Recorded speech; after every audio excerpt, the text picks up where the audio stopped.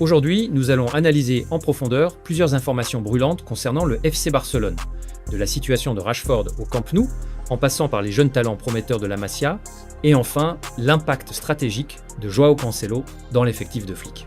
Le dossier Rashford continue de faire couler beaucoup d'encre du côté du Camp Nou. Comme nous l'ont confirmé plusieurs sources, dont le journaliste américain Ben Jacobs, le Barça a rencontré Manchester United ce mois-ci pour explorer les différentes options concernant un transfert définitif du jeune attaquant anglais. Initialement, le Barça disposait d'une option d'achat de 30 millions d'euros, mais le club catalan a choisi de ne pas la lever immédiatement. Pourquoi ce choix ? La direction Blaugrana souhaite négocier un montant plus avantageux, en testant la possibilité d'un second prêt, mais cette fois avec une obligation d'achat intégrée. En clair, Barcelone veut sécuriser le joueur, tout en minimisant le risque financier à court terme. Côté joueur, Rashford semble séduit par l'idée de rester à Barcelone. Son intégration au sein de l'équipe dirigée par Flick s'est faite en douceur et il semble déjà apprécier le style offensif du Barça. Si les discussions aboutissent, ce pourrait être un coup majeur pour l'attaque catalane, qui cherche à retrouver une fluidité offensive digne des grandes années. Cependant, il faut rester prudent, Manchester United ne cédera pas facilement son joyau. La clé sera donc la capacité du Barça à trouver un compromis financier qui satisfera les deux parties, tout en rassurant Rashford sur son rôle et sa régularité sur le terrain. La fin de saison s'annonce cruciale pour ce dossier, et il sera intéressant de suivre comment Laporta et Xavi, ou Flick selon les rotations tactiques, planifieront l'avenir de l'attaquant anglais. Pour moi, cette approche du Barça est intelligente. Plutôt que de se précipiter et de payer 30 millions d'euros, le club teste le marché et cherche à réduire le risque financier. C'est une stratégie classique mais efficace. Sécuriser un joueur déjà intégré dans l'effectif sans compromettre le budget du club. Le seul risque ? Perdre Rashford si Manchester United se montre inflexible ou si d'autres clubs viennent s'immiscer dans la transaction. Pendant ce temps, Flick continue d'observer attentivement les jeunes talents de la Masia. Tommy Marquez, jeune milieu prometteur, reste au centre de cette dynamique. Bien qu'il n'ait pas encore participé officiellement à un match de Liga ou de Coupe, sa présence dans 8 listes de la première équipe cette saison démontre que le staff croit fortement en lui. Pour rappel, Marquez n'a joué que 44 minutes avec l'équipe B contre Ibiza début janvier.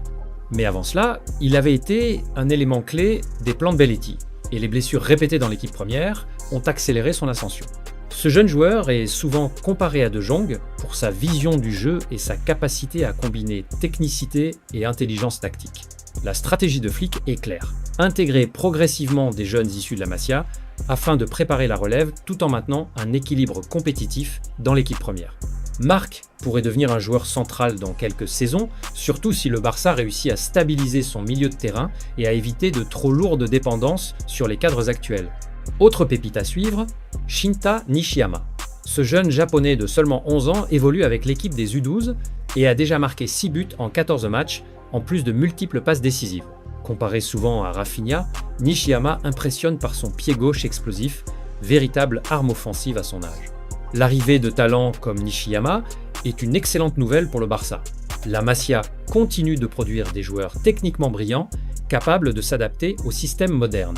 Les observateurs notent déjà son sens du dribble et sa capacité à prendre les espaces, qualité qui pourrait faire de lui un futur élément clé de l'équipe catalane dans 10 ans. Si le Barça parvient à continuer cette politique de formation, il pourrait non seulement renforcer l'équipe première sur le long terme, mais aussi générer des revenus significatifs grâce à la valorisation de ces jeunes prodiges.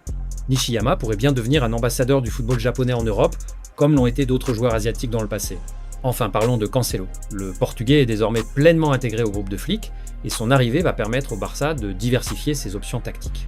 Cancelo peut évoluer à droite comme à gauche, offrant la possibilité à Balde et Koundé de souffler lors des matchs intenses, tout en assurant une couverture défensive solide et des transitions rapides vers l'avant. C'était Planète Classico.